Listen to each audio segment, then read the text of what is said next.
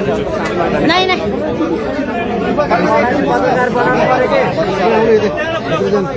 यो अब चाहिँ छिटो गर्नु न के साह्रो हो ए अब हल्ला नगर्नु पछाडि छिटो छिटो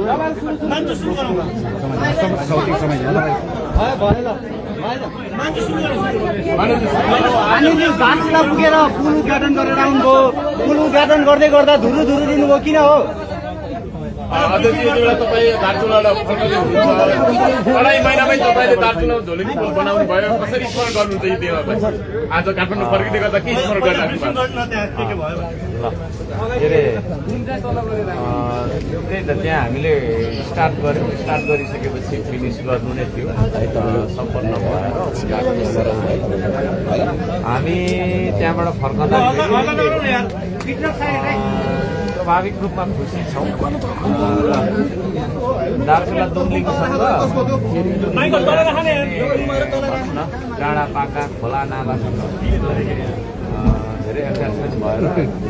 त्यहाँबाट छुट्दै गर्दाखेरि भावुक पनि भयौँ हामी त्यो चिज हो र त्यसलाई चाहिँ अन्यथा मान्नु हुँदैन त्यो स्वाभाविक हो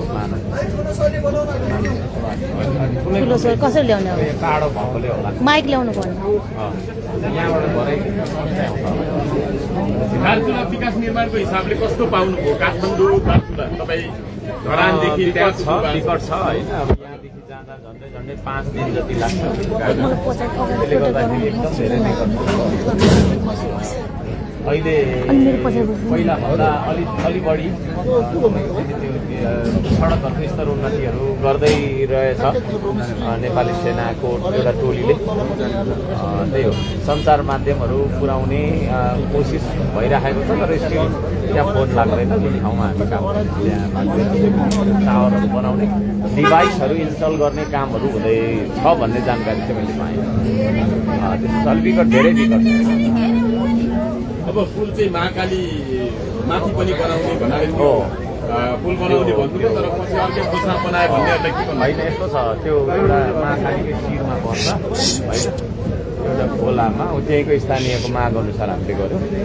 अब भारतको सिमानालाई टेकेर चाहिँ हामीले लिखतमा भारतको सहमति प्राप्त भएपछि मात्रै गर्न सक्ने भन्ने कुरा छ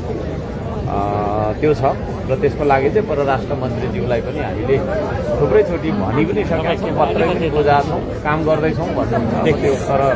अलिक ढिलो भइराखेको छ अब त्यो चाहिँ यताबाट होइन उतैबाट ढिलो भएको छ भन्ने चाहिँ मन्त्रीज्यूले भनिराख्नु भएको थियो त्यो छ अब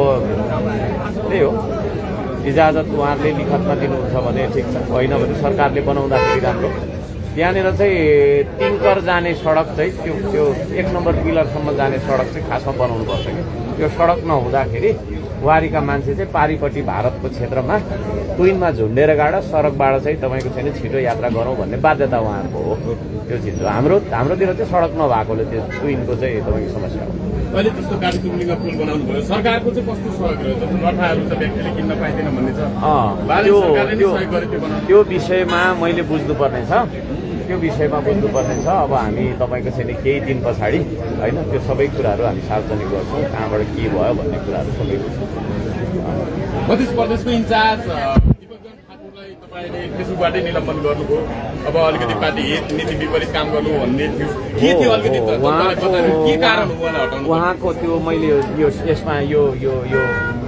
आम सञ्चारमा नबोलौँ जस्तै केही सामाजिक समस्याहरू छन्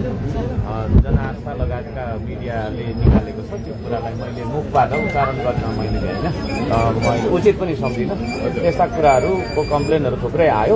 आइसकेपछि अब त्यो हाम्रो पार्टीमा चाहिँ अत्यन्त कडा अनुशासनको तपाईँको चाहिँ के अरे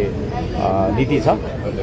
त्यस भएको कारणले त्यो हाम्रो अनुशासन मूल्य मान्यता अन्तर्गत नभएको कारणले उहाँलाई हामीले सस्पेन्ड गरेका छौँ यो विषय मैले बोल्न चाहेँ अरू विषय छ